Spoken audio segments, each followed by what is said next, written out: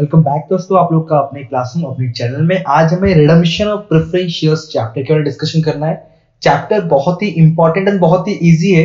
Totally chapter आपका 90% जो है जर्नल एंट्री ऊपर डिपेंडेंट है। 10% की बात करो तो आपको एक बैलेंस शीट बनाना पड़ सकता है। वर्टिकल फाइंड अकाउंट जो होता है बैलेंस शीट, वो बनाना पड़ सकता है। चलो देखते हैं फिर रिडम्पशन ऑफ प्रेफरेंस शेयर्स है क्या एंड क्या होता है इसका मीनिंग, कैसे अकाउंटिंग ट्रीटमेंट्स करते हैं इसमें हम लोग। तो रिडम्पशन ऑफ प्रेफरेंस शेयर्स को समझने से पहले हम लोग शेयर्स के बारे में समझ लेते हैं कि शेयर्स होता क्या है एंड इसका एक्चुअल डेफिनेशन क्या है। डायरेक्टली मैं रिडम्पशन के ऊपर नहीं उड़ी मारूंगा, पहले उसके बेसिक कॉन्सेप्ट समझते हैं फिर रिडम्पशन के पास जाते हैं। तो चलो शेयर्स का डेफिनेशन देख लेते हैं। As per companies act 1956 section 2 के हिसाब से shares mean the shares in the share capital of a company and include the stock where a distinction between stock and share is expressed or implied। अगर मैं directly एक normal language में कहूं तो मैं कुछ ऐसा बोल सकता हूं कि टोटल अमाउंट को, टोटल कैपिटल को जब कंपनी छोटे छोटे पार्ट्स में डिवाइड करता है तो ये जो छोटा सा सेशन होगा इसी को हम लोग शेयर बोलेंगे एंड इस पूरे कैपिटल को बोलेंगे शेयर्स कैपिटल। ठीक है, ये शेयर्स कैपिटल के जो है दो टाइप के टाइप्स होते हैं। मतलब सिंपल सा टाइप्स ऑफ शेयर्स की बात करूंगा सॉरी फॉर दैट। शेयर्स के दो टाइप होते हैं। कौन कौन से टाइप को बता सकता है मुझे? सर पहला होता है इक्विटी और दूसरा होता है क्या? Preference share. बराबर, equity shares and preference shares. अगर मैं इक्विटी शेयर्स की बात करूं तो इनको हम real owner of the company कहते हैं। सबसे लास्ट में इसको प्रेफरेंस दिया जाता है। प्रॉफिट हुआ या लॉस हुआ सबसे ज्यादा इसको डिफर करना पड़ता है। And preference it's also types of share और यस इसको हम लोग ओनर भी बोलते हैं। प्रेफरेंस शेयर्स के बारे में डिस्कशन करूंगा क्योंकि चैप्टर भी हमारा रिडम्पशन ऑफ प्रेफरेंस शेयर्स के बारे में है। तो अगर मैं प्रेफरेंस शेयर्स का मीनिंग कहूं, देखो preference shares carry preferential right in respect of dividend payment and repayment of capital at the time of winding of company. जब कंपनी वाइंडिंग अप होगा और कंपनी को जब पेमेंट करना होगा सामने वाले को, तो कंपनी सबसे पहले इक्विटी प्रेफरेंस से कंपैरिजन में सबसे पहले वो प्रेफरेंस शेयर्स को पेमेंट करेगा, चाहे वो पेमेंट ऑफ कैपिटल होने दो या डिविडेंड होने दो। प्रेफरेंस को पेमेंट करने के बाद अगर पैसा बचता है तो ही इक्विटी को मिलेगा, अदरवाइज नहीं मिलेगा इक्विटी को। ठीक है, मैं बहुत ज्यादा डिटेल्स में नहीं जा रहा, अदरवाइज इसमें ऑथोराइज, सब्सक्राइब, कॉल्ड बहुत सारी चीजें हैं। तो खाली आपको एक नॉलेज में हो और ये सारे क्वेश्चंस मोस्टली कभी कभी आपको 5 मार्क का शॉर्ट नोट्स में पूछ सकता है, इसलिए चीजें लिख के रखो अपने नोटबुक में। Types of preference shares total 8 types के। Cumulative, non cumulative, convertible, non convertible, participating, non participating, redeemable, irredeemable. Already आप लोगों ने सब पढ़ा हुआ है अपने जूनियर सेक्शन में। ठीक है, तो मुझे एक्सप्लेन करने की जरूरत नहीं पड़नी चाहिए। फिर भी नहीं पता है आपको तो बोलना, मैं आपको एक्सप्लेन करके एक नया वीडियो बना के दे दूंगा स्पेसिफिकली शेयर्स के लिए। ठीक है, चलो तो ये आपका टाइप्स ऑफ प्रेफरेंस शेयर्स है। अगर मान लो 5 मार्क का थ्योरी पूछता है तो ये आप एक्सप्लेन कर सकते हो। ठीक है, देन फिर meaning of redemption of preference. अब हम लोग आते हैं अपने एक्चुअल टॉपिक के पास कि है क्या अपना टॉपिक। देखो रिडम्पशन ऑफ प्रेफरेंस शेयर्स, पहले हमने शेयर्स का मीनिंग देखा, फिर प्रेफरेंस शेयर्स का मीनिंग देखा, अब हमें रिडम्पशन का मीनिंग देखना है। तो देखो यहां पे दिया है in simple word, redemption means repayment.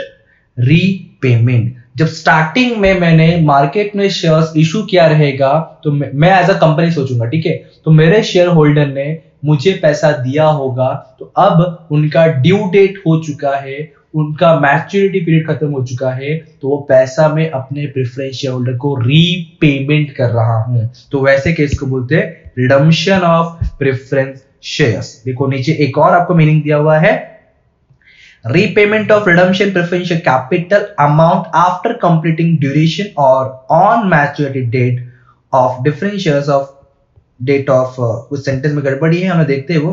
Matured simple सा इतना समझ लो, matured debt to the preference holder आएगा, एक्चुअली ये इतने नहीं आएगा। ठीक है, debt to the preference share holder आएगा, मतलब सिंपल सा repayment of redemption preferential capital amount after completed duration और on maturity date to the preference share holder. मतलब मैच्योरिटी डेट खत्म होने के बाद प्रेफरेंस शेयर होल्डर को उनको उनका पैसा वापस करना। अच्छा यहां पे ना मैं कुछ चीज बताना चाहूंगा।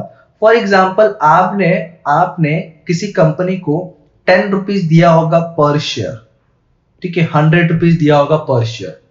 आप क्या चाहोगे, 100 से ज्यादा पैसा रिटर्न मिले या 100 से कम? सिंपल सा 100 से ज्यादा, ठीक है। या फिर कंडीशन बहुत ज्यादा खराब है कंपनी का, तो कम से कम आप सोचो कि मेरा 100 तो मुझे वापस मिल जाए। मतलब mostly redemption of preference share जो है एट पार या फिर एट प्रीमियम में होता है। किसमें होता है? एट पार या फिर एट प्रीमियम में। एट डिस्काउंट बहुत ही कम चांसेस होते हैं, ठीक है। एट पार या एट प्रीमियम में पॉसिबिलिटी है, ठीक है। आगे बढ़ते थोड़ा सा। अभी कंडीशन क्या है?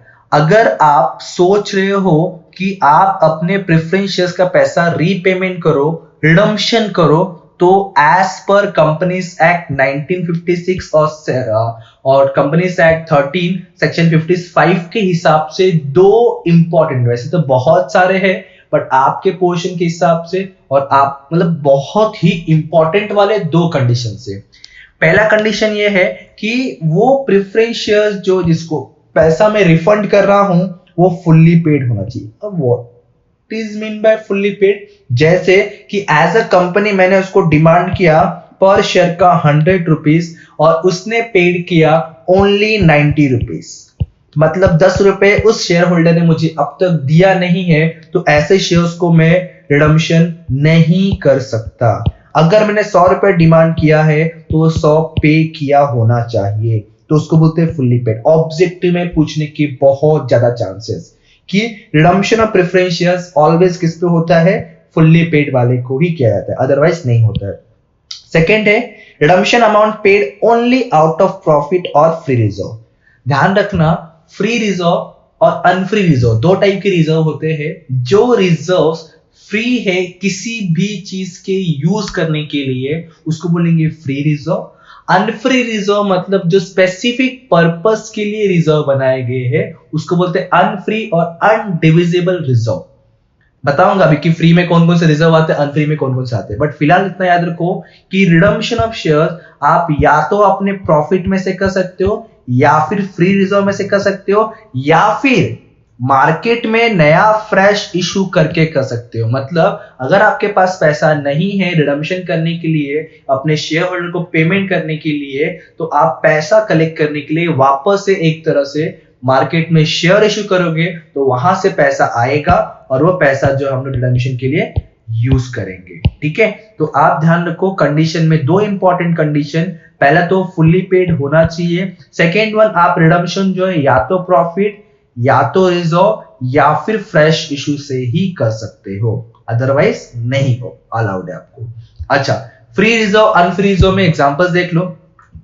फ्री रिजर्व को हम लोग डिविजिबल प्रॉफिट भी बोलते हैं, जिसमें example profit and loss, general reserve, dividend equalisation reserve या कोई फंड जो लायबिलिटी डिडक्टिंग करने के बाद कुछ बचता है, तो इनको हम फ्री रिजर्व बोलते हैं या डिविजिबल प्रॉफिट बोलते हैं, जिसको हम लोग यूज कर सकते हैं for the redemption of preference shares. But अगर ऐसे कोई रिजर्व से तो उनको हम यूज नहीं कर सकते रिडम्पशन पर्पस के लिए, ठीक है। ये लिख के रखो, ये आपको पूछते हैं कभी कभी कि what is my free reserve, what is my unfree reserve, तो यहाँ पे एग्जांपल के थ्रू पे एक्सप्लेन कर सकते हो। तो ये चीजें हो गया अपना। अब आते हैं इंपॉर्टेंट आपके सिलेबस मतलब सॉल्व करने के पॉइंट ऑफ व्यू। अगर आप कभी भी कोई भी सम सॉल्व कर रहे हो रिडम्पशन प्रेफरेंस शेयर्स का, तो आपको ये 7 से 8 स्टेप याद रखना है, तो आपका जो सॉल्यूशन है बहुत ही इजीली कंप्लीट हो जाएगा। कंपलसरी स्टेप्स नहीं है यार, ऐसा कंपलसरी नहीं कि ये स्टेप्स फॉलो करना पड़ेंगे, बट अगर ये स्टेप्स फॉलो करते हो तो आपका आंसर बहुत ही इजी वे से खत्म हो जाएगा। और कैसा है ना, सेम स्टेप्स अगर हम लोग सारे क्वेश्चन से रखते हैं तो हमें वो हैबिट हो जाता है, तो याद हो जाता है, तो रॉन्ग होने के चांसेस बहुत कम हो जाते हैं, ठीक है। तो पहला स्टेप मैंने जो कंडीशन है, मैंने पहले क्या बोला कि शेयर्स तो फुल्ली पेड होना ही चाहिए, लेकिन से अगर फुल्ली पेड नहीं है तो क्या करेंगे? अगर मैंने 100 रुपया डिमांड किया है बट सामने वाले ने सिर्फ 80 रुपीज दिया है, तो कितना आना बाकी है? 20। तो मैं 20 रुपीज का कॉल करूंगा। मैं मतलब कौन? कंपनी। तो कंपनी क्या करेगा? उस प्रेफरेंस शेयर होल्डर को बोलेगा, देख बाबा 20 रुपीज बाकी है, तो 20 रुपीज पहले पे कर तो मैं रिडम्पशन कर पाऊंगा। तो सबसे पहला स्टेप जो है अपना फुल्ली पेड शेयर्स करना पड़ेगा। तो फुल्ली पेड शेयर्स नहीं होगा तो फाइनल कॉल करेंगे और इसको फुल्ली पेड करेंगे। सबसे पहला स्टेप। हर क्वेश्चन में ये एंट्री कंपलसरी नहीं है।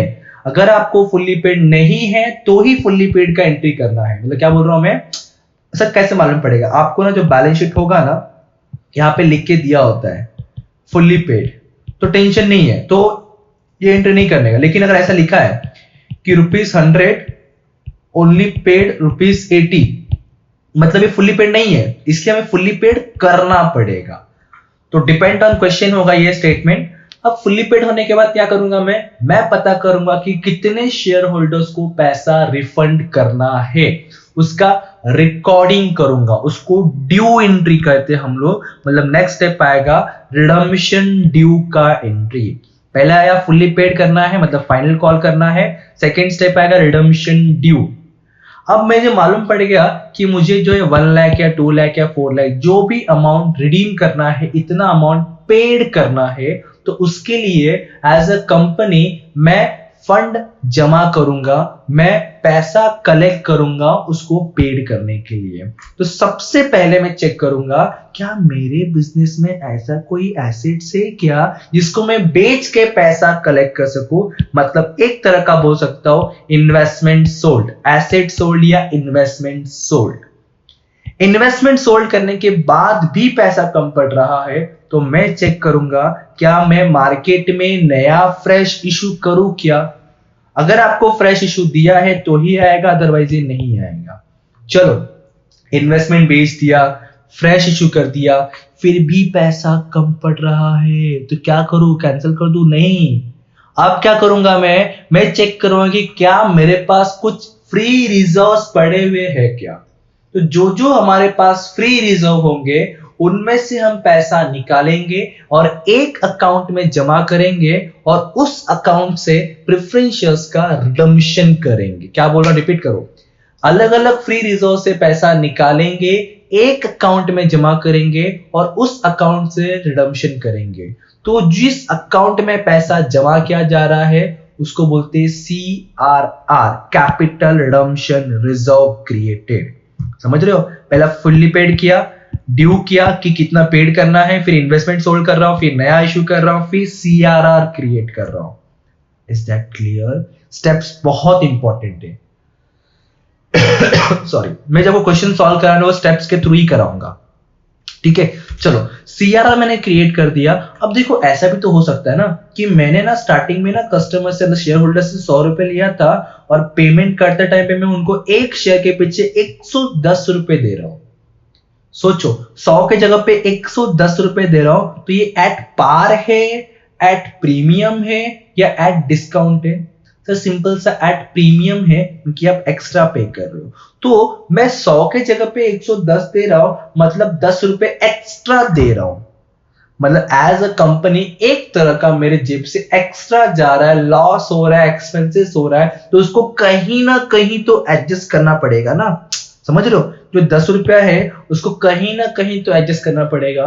तो वो क्या है? प्रीमियम है, तो उसको बोलेंगे प्रीमियम ऑन रिडम्पशन एडजस्टेड। क्या? Premium on redemption adjusted. और फाइनली जब सब कुछ हो जाएगा तो जिस चीज के लिए इतना सब कुछ कर रहा था, रिडम्पशन पेड करने के लिए, तो जो भी अमाउंट उसको मैं पे कर दूंगा। क्या? Redemption of preferential amount paid कर दूंगा। तो ये 7 स्टेप हमेशा याद रखो, ये 7 स्टेप के बेस पे ही हमें एंट्री पास करना है। एंड हाँ, हमारे पास रिकॉर्डेड लेक्चर्स अवेलेबल है बीकॉम, BAF, 11, 12, MCOM के लिए फुल कोर्स अवेलेबल है, स्पेशली अकाउंट्स। और एक इंपॉर्टेंट बात, स्पेशली आइडल सेक्शन के जितने भी FY, SY और TY और MCOM पार्ट 1, MCOM पार्ट 2 के जितने भी अकाउंट सब्जेक्ट के रिकॉर्डेड लेक्चर्स है, वो सारी चीजें हमारे पास अवेलेबल है। पूरा कोर्स अवेलेबल है। अगर आपको कोर्स का इंफॉर्मेशन रिक्वायर्ड है, कोर्स ज्वाइन करना है, तो आप मुझसे डायरेक्टली कांटेक्ट कर सकते हो। नंबर आपके पास अवेलेबल है। मैं ये चीज इसलिए बोल रहा हूँ कि इस चैनल पे हमारे बहुत सारे ट्रस्टेड, जो हम पे ट्रस्ट करने वाले बहुत सारे आइडल के बच्चे हैं, तो उनके लिए हमने फैसिलिटी लाया है, पूरा कोर्स अवेलेबल करा दिया है अकाउंट सब्जेक्ट के लिए। तो अगर किसी को भी कोर्स का इंफॉर्मेशन रिक्वायर्ड हो तो आप मुझसे कांटेक्ट कर सकते हो।